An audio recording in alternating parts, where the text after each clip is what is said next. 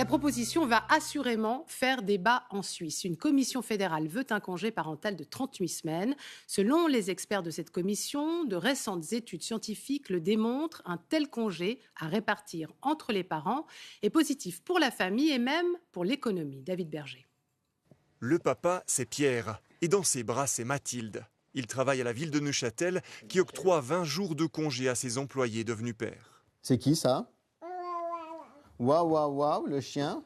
C'est Paulé. Vivre à deux le chamboulement des premiers mois, une évidence pour Pierre. Ce temps, on en a besoin maintenant, on en a besoin au moment de cette naissance. Ma fille n'a qu'une année et demie, j'ai déjà de la peine à me souvenir de comment elle était il y a une année, de ses réactions en tant que nourrisson. Moi, je la vois déjà maintenant comme une petite fille. L'idéal pour Pierre, ce serait un congé durable à partager entre les parents. C'est ce que propose la Commission fédérale pour les questions familiales, étude à l'appui.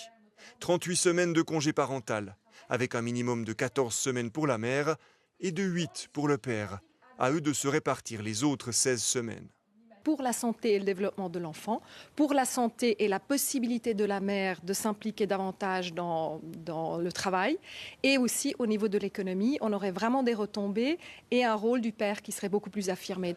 La Suisse part de loin. En semaine de congés rémunérés pour les parents, elle se cache loin derrière au sein de l'OCDE, avec ses 14 semaines de congé maternité.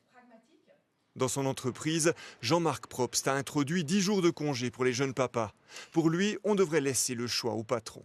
Ce qui serait vraiment un casse-tête, c'est de devoir gérer, comme c'est le cas dans ce projet, un congé parental, c'est-à-dire de partager entre le père et la mère des congés entre employeurs. Et là, on arriverait à une situation qui serait certainement une lourdeur administrative. Dans ce pays où on peut obtenir un jour de congé pour déménager, Pierre est persuadé qu'on peut faire mieux pour l'arrivée d'un enfant. C'est pas quand elle aura 15 ans puis qu'elle voudra plus voir son papa qu'on les retrouvera ces moments. Avant le congé parental, la Suisse doit encore décider si oui ou non elle veut d'un congé paternité officiel. Rovane Guessa, alors est-ce qu'un congé parental de 38 semaines est imaginable aujourd'hui en Suisse ? Eh bien, politiquement, on est dans l'utopie absolue. Ces dernières années, pas moins d'une trentaine d'interventions ont été déposées au Parlement sur un congé paternité ou un congé parental et aucune d'entre elles n'a abouti. En fait, cette proposition de 38 semaines, elle permet surtout de mettre la pression sur le monde politique.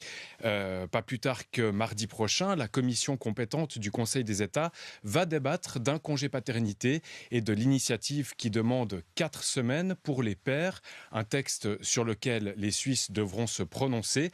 Et c'est une initiative qui permet aussi de donner un coup d'accélérateur à ce débat politique, tant les signatures nécessaires ont été récoltées rapidement.